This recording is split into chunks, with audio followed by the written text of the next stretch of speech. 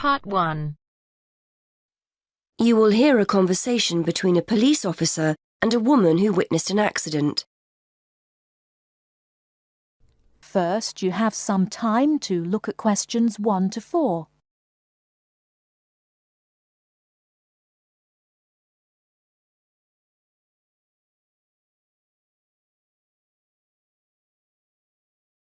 Now we shall begin. You should answer the questions as you listen, because you will not hear the recording a second time. Listen carefully and answer questions 1 to 4. Hello, madam. I understand you witnessed the accident. Have you got a few minutes to tell me what you saw? Yes, no problem. I don't have to be back at work for a while, so I'm pleased to help. Did you actually see what happened? Yes, I was standing over there, near the bus stop. I was on my way to get something for lunch and just happened to be looking at a shop across the road. That's when I saw the red car come out from the junction over there. You don't happen to know what time it occurred, do you? Well, I left work for my lunch break at 1, and it's only about 10 minutes walk away, the office, I mean. So it might have been about 10 past 1. Although I did pop into the shop for something, so it was probably closer to 1:15. So it pulled out of Monk's Road, that's the road over there, straight onto High Street. That's right, yes. Did you get a view of who was in the car? There were 3 of them. 2 in the front, the driver of course, someone in the passenger seat, and there was someone in the back. They were quite young. I doubt if they were much older than 20. Anyway, they came speeding out of the side road over there and hit that lady's bicycle. The driver didn't bother to stop to find out if she was okay. He just drove off along the main road towards the town centre. Is the woman okay? She should be fine. She banged her head when she came off the bike, so we've called for an ambulance. They always like to check you out in case you have concussion. But no, she seems fine. Before you hear the rest of the conversation, you have some time to look at questions 5 to 10.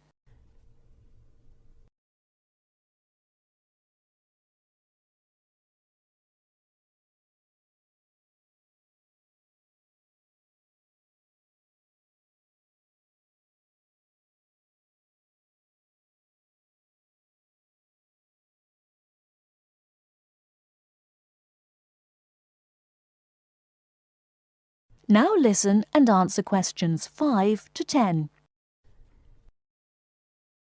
The bike doesn't look too good, though. I don't think she'll be using that again. I suppose she was very lucky, really. If they'd hit her instead of the front wheel, she could have been seriously injured. It looked like they were just in a hurry and didn't want to stop at the junction.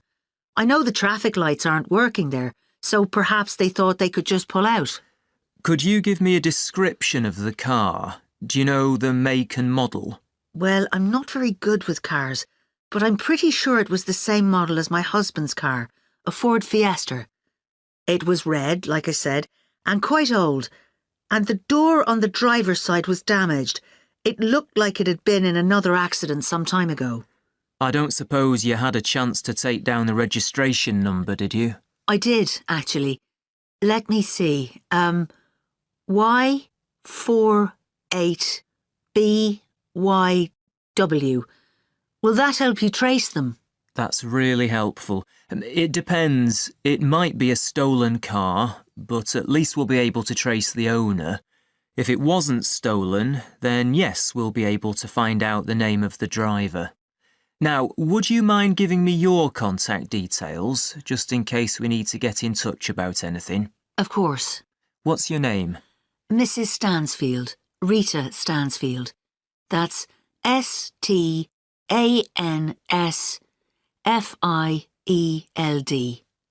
And your address, Mrs. Stansfield? 19 Althorpe Road, Bradford. That's ALTHORPE. Have you got a telephone number we can get you on? Yes, it's 0232 566 788. And do you have a mobile number? Yes, 07834 889 772. That's great, Mrs. Stansfield. As I said, we may get in touch if we need any further information, but probably what you've told me is enough. Thanks for your time. No problem. I'm glad to have been of help.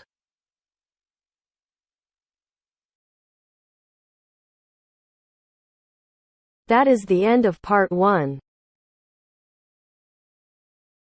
You now have half a minute to check your answers.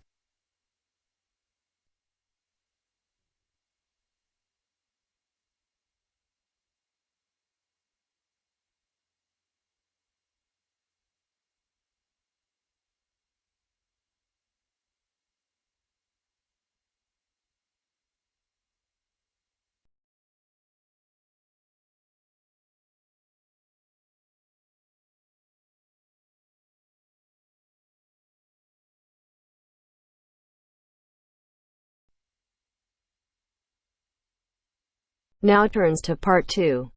Part 2. You'll hear part of a free class about safety around campus. First, you have some time to look at questions 11 to 14.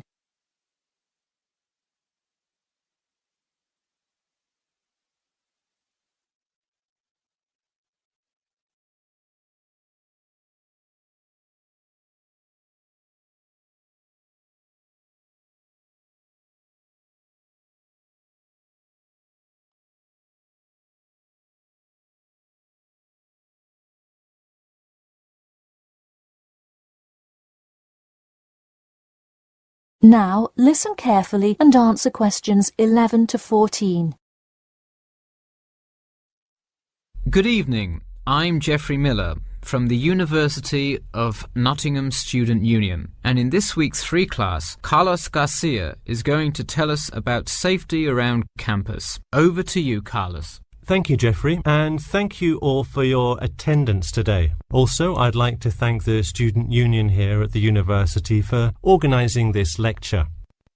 Well, I've been serving and protecting the City of Nottingham for over 20 years now as a member of the police department. Does anyone know what type of crime is the most prevalent on campus? I heard someone say drugs and alcohol. That actually isn't too much of an issue. Violence? Nope. Actually, the biggest thing we worry about here is theft. The nature of crime on Nottingham's campus is quite different from that of the surrounding areas. Crime rates across the East Midlands are very difficult to control. We'd like to see the rate stay the same for this calendar year, but it has been increasing steadily over the past 3 years. On campus, however, I'm happy to say that the overall crime rate has fallen this year. You wouldn't think so if you've seen the extremely exaggerated stories in the media. The media has done nothing but cause more concern about crime in our area. Even the crime shows you see today are a little bit far-fetched, but at least viewers know they're not real events. We'd really like to see more factual news articles out there so the public can have a rational sense of the safety level of our society. Before you hear the rest of the talk, you have some time to look at questions 15 to 20.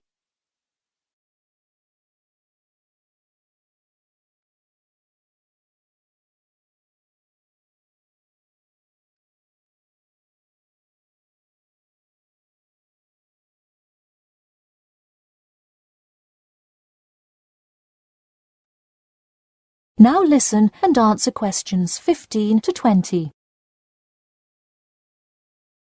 Okay, let's move on to what to do when you see a crime. Do not get involved if at all possible, and do not draw too much attention to yourself by running away in a conspicuous manner. Though most likely, and hopefully, you will not have to experience this situation, if you are being mugged, please do not try to resist. Instead, be compliant and seek help after the incident. Like I said, though, it is highly unlikely that you will find yourself amidst a crime, but it is important to be prepared should it ever happen. We find that educating students and staff on the correct precautions to take is the best way to increase your safety. Just remember to be smart when you're out late at night and avoid any area or person that looks suspicious. I know it sounds obvious, but I cannot stress this enough. It's also not a bad idea to have your mobile phone with you at all times, but be careful. If you're chatting on your smartphone on your way home, you're a prime target for thieves. I'd like to see a show of hands. How many people have left work or the library after 10 p.m. to go home before? A lot of you, right? If you do have to go home late at night, please don't walk home alone. More often than not, there's someone there that will be walking the same direction as you at some point. Walk home with a friend or co-worker. Even if you must use your phone to call someone that's nearby to walk with you, it's always safer to walk home with someone. So when you're walking home, you may feel more comfortable with some sort of self-defense, such as pepper spray. Now, it's your call whether you want to carry something like this or not. However, I absolutely advise against carrying a knife or any other offensive weapon. All too often, they can be used against you if you're disarmed, putting yourself in more danger. For all those interested, the Recreation Centre offers a free self-defense class to all students every Thursday evening. While obviously an introductory self-defense class may not equip you to fight off villains like a regular superhero, it does come in handy sometimes. After taking a self-defense class, you'll surely be more aware of possible dangers and how to deal with them. So hopefully now you have a more complete understanding of the nature of crimes committed on your campus and how to avoid being a victim. I know most students at the University of Nottingham are not the criminal types, but remember that there is no barrier like a wall or something keeping non-students out. There's no army force securing the borders, and I doubt anyone wants it that way. The campus is generally a safe place, but it's not immune to small crimes once in a while. All right, that's all I have to say for today. Stay safe. That is the end of part 2. You now have half a minute to check your answers.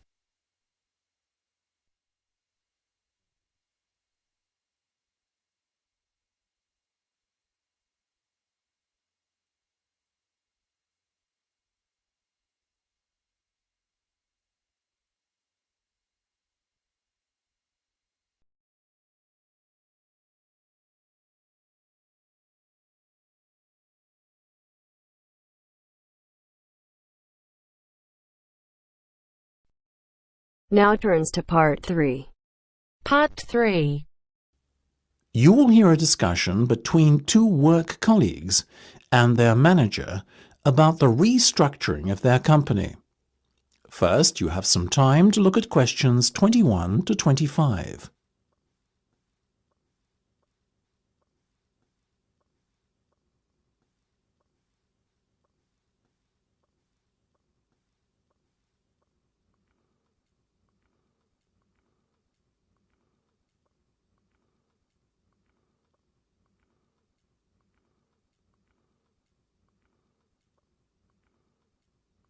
Now listen carefully and answer questions 21 to 25.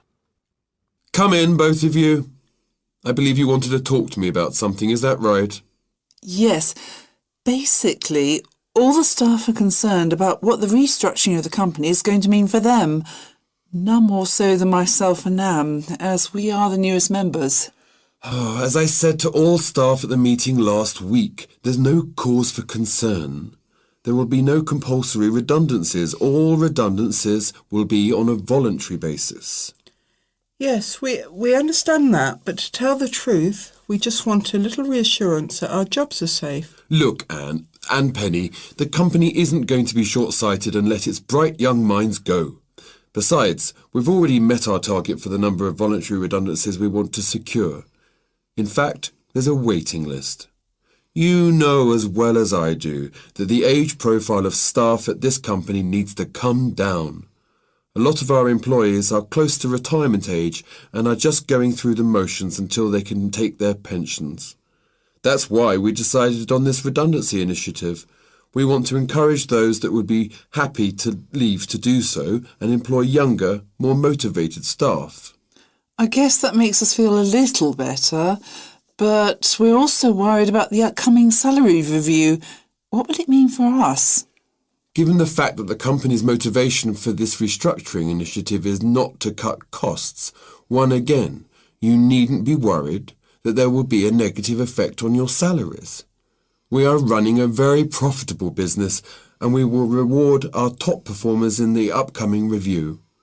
Both of you fall into that category, so you can expect a healthy bonus and salary increase. Simple as that. That's good to know. Another thing on our minds was the fact that with all these voluntary redundancies happening in the next few months, there will be a lot of positions opening up higher in the company. What we were wondering is, will the recruitment drive be an internal or an external one? Obviously, we will recruit internally where possible. That has always been company policy. So, if you're asking me will there be opportunities to gain a promotion in the near future, then the answer is very definitely yes. The type of candidate we would be looking for has a proven track record and is performance-driven. How can we improve our chances of getting promoted then when the opportunity arises? Well, in the meantime, be prepared to take on additional responsibilities, especially those relating to the management of other members of staff. Obviously, the higher up you go in the company, the more involved you'll be in managing people. What the management team is looking for then is proof that you can work effectively with and manage other members of staff. Before you hear the rest of the discussion, you have some time to look at questions 26 to 30.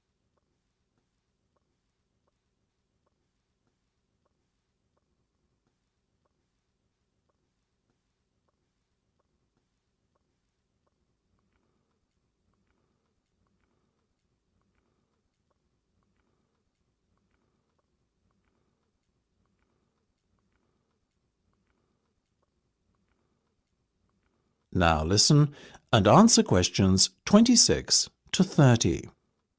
One more thing. Go on. This project you've given us to manage, is it a test of our abilities? I guess you could say it is a test of sorts, but look at it more as a chance for you to prove yourselves. Actually, now that I have you both here in private, can we talk about that a bit? Of course. OK, Penny, let's start with you. Has the timescale been agreed yet? Yes. You said we have a total of 8 weeks to bring the product to launch. So we've decided to allocate 3 weeks at the beginning to product research and prototype testing. Very good. Then after that, we are going to spend a further 3 weeks formulating our marketing strategy and doing some research and testing on a sample of the target market itself to get some feedback. And presumably the last 2 weeks will be devoted to the launch? Exactly. Now, let's talk estimated costs. Well, you've given us a total budget of £100,000. Of that, we're allocating 50% to product development and testing, a further 25% to marketing, and £25,000 will be spent on the launch. Penny, give me a breakdown of the launch costs, would you? Sure. £10,000 will be spent on hiring and decorating the venue, £10,000 will be spent on promotional work, and the remaining money will be used to pay for catering and administrative costs. I'm very happy with that, to be honest. As I said, you guys should stop worrying. You're doing a fantastic job, so keep it up.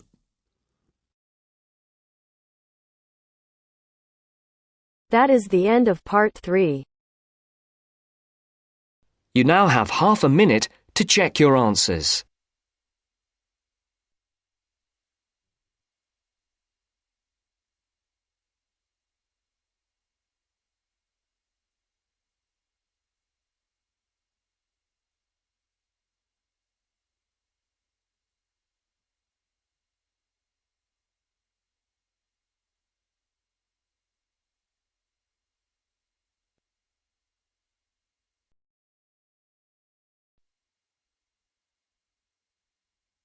Now turns to Part 4. Part 4. You will hear an introduction about an eco-friendly building called the Gherkin. First, you have some time to look at questions 31 to 40.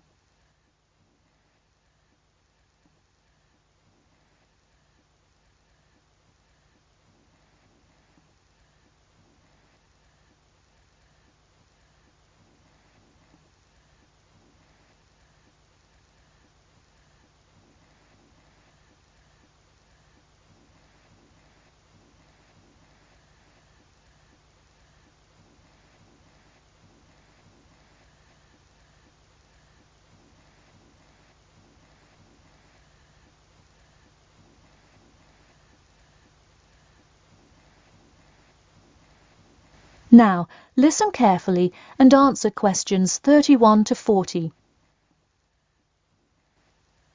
Today, I'd like to tell you about how UK architects are playing their part to address the issue of global warming. You have seen many of these iconic buildings while going about your everyday life, but you may not know how they are affecting your tomorrow.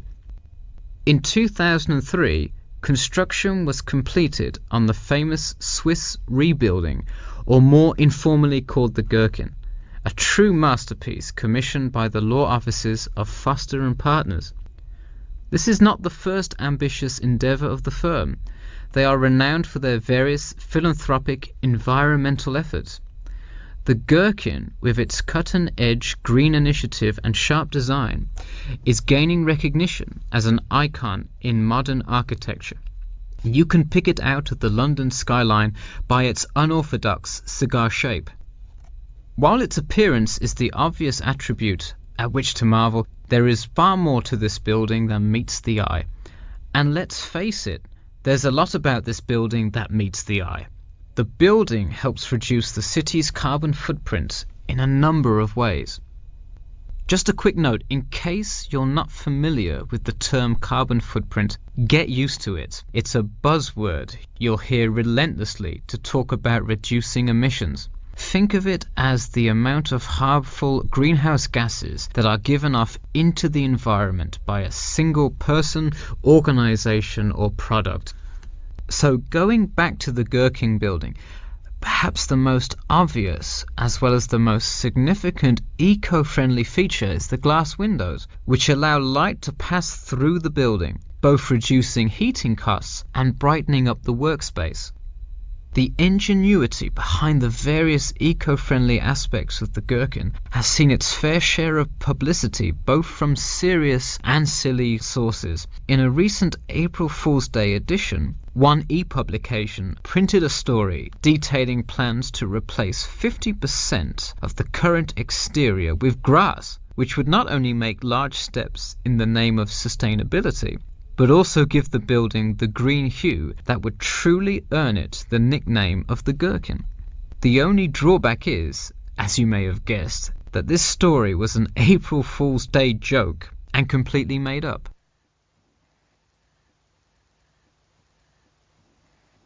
In all seriousness though, the building is setting a new standard of design that other architects and city planners just cannot ignore.